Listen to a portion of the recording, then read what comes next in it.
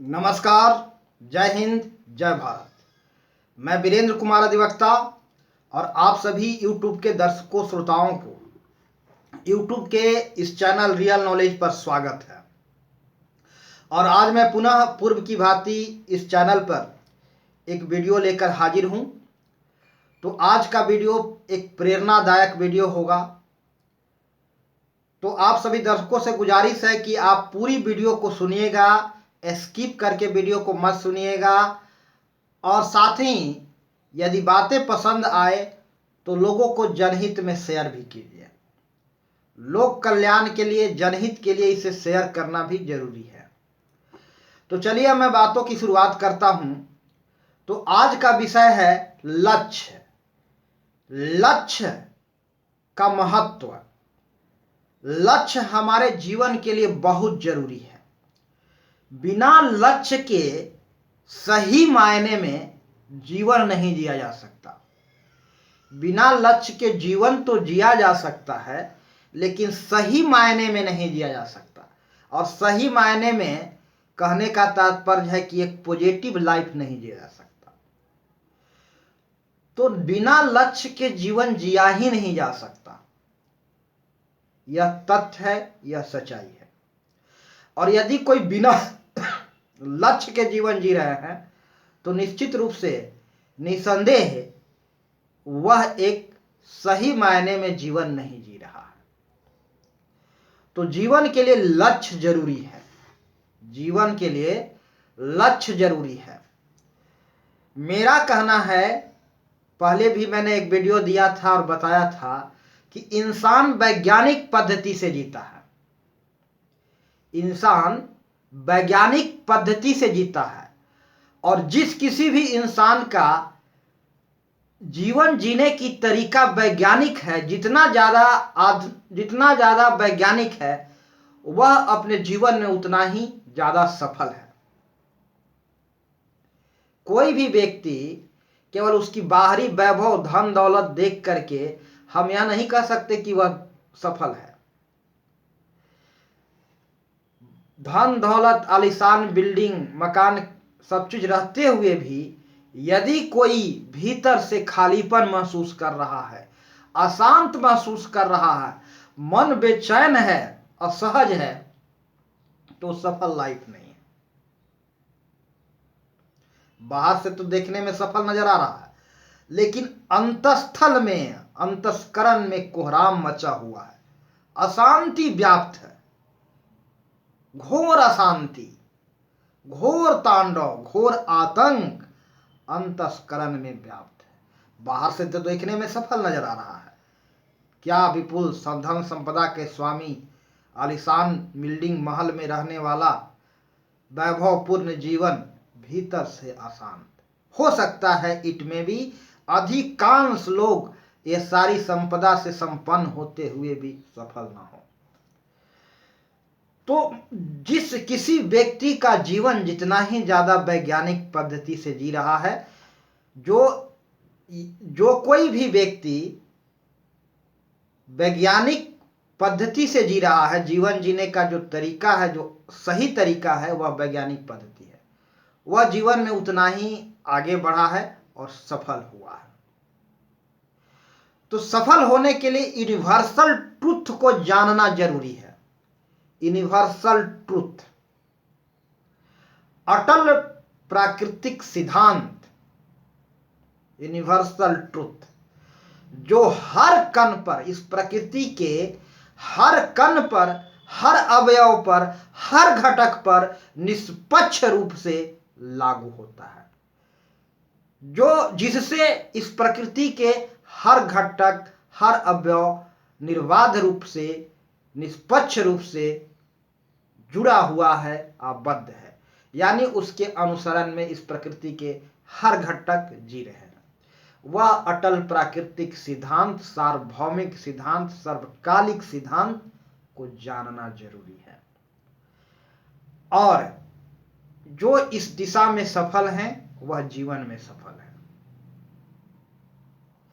यहां जानने से तात्पर्य, जानने का मतलब समझना है। अर्थात जानने का सिर्फ और सिर्फ एक ही मतलब है, अडिग आस्था, विश्वास।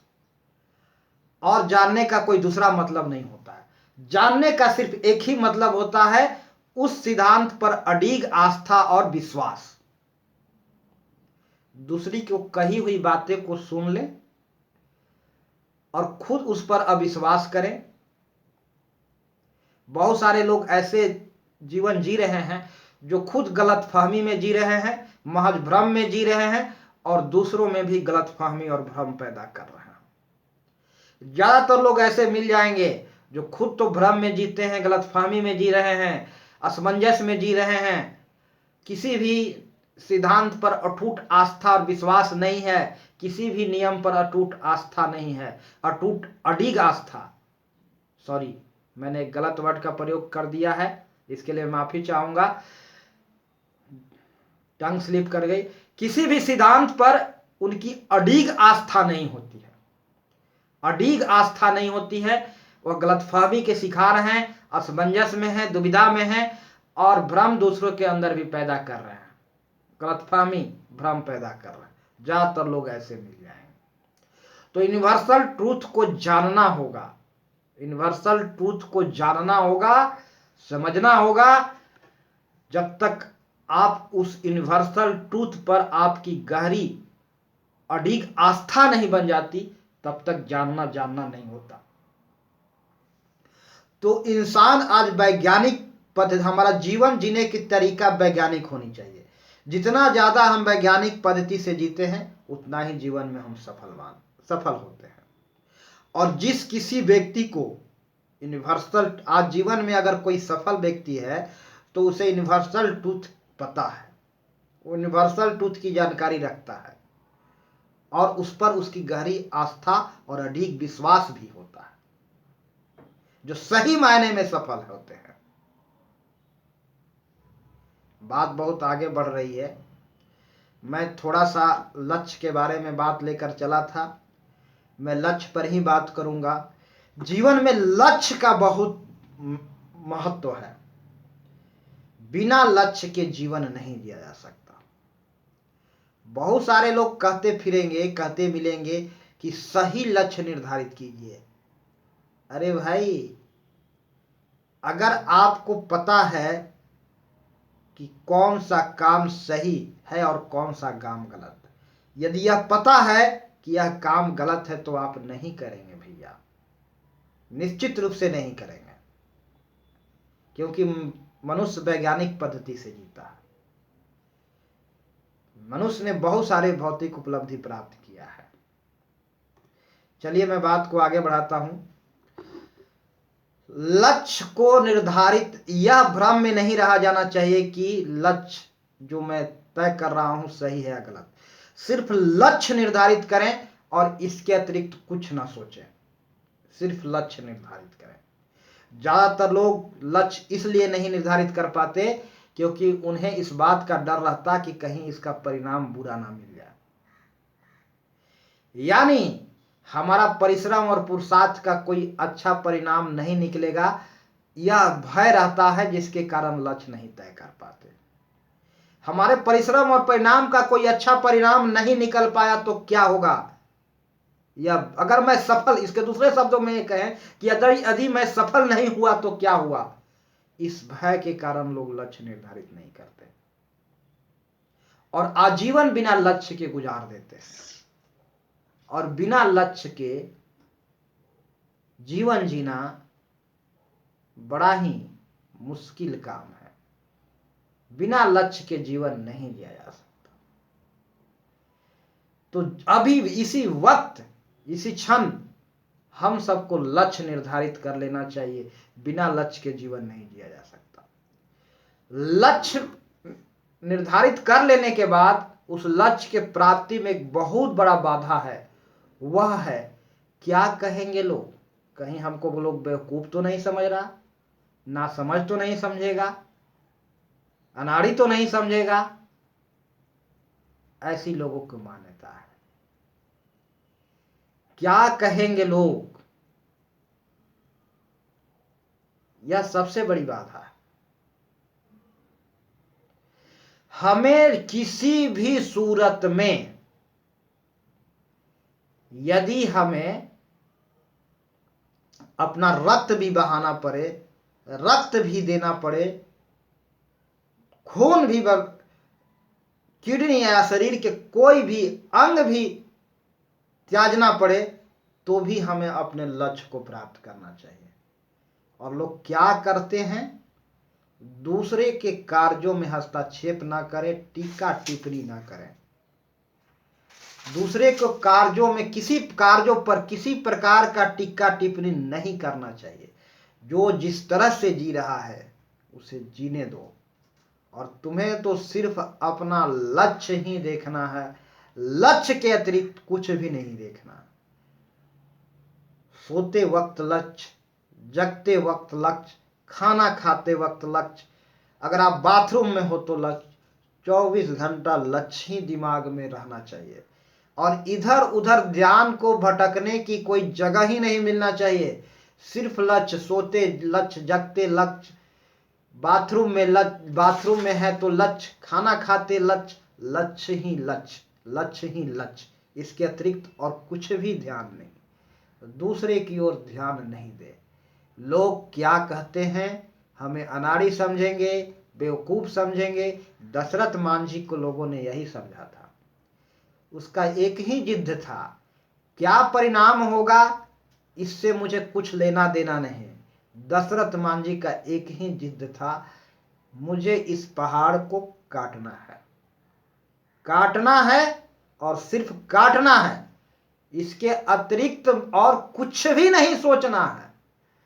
अच्छे परिणाम निकलेंगे, बुरे परिणाम निकलेंगे, लाभ होगा, हानि होगा, नुकसान होगा, फायदा होगा, जिएंगे मरेंगे, कोई चीज की सोचना नहीं। मुझे इस पहाड़ को काटना है तो सिर्फ काटना है, और इसके अलावा मैं कुछ भी नहीं सोचता। दुनिया के लोग क्या सोचते हैं वे ये समझे।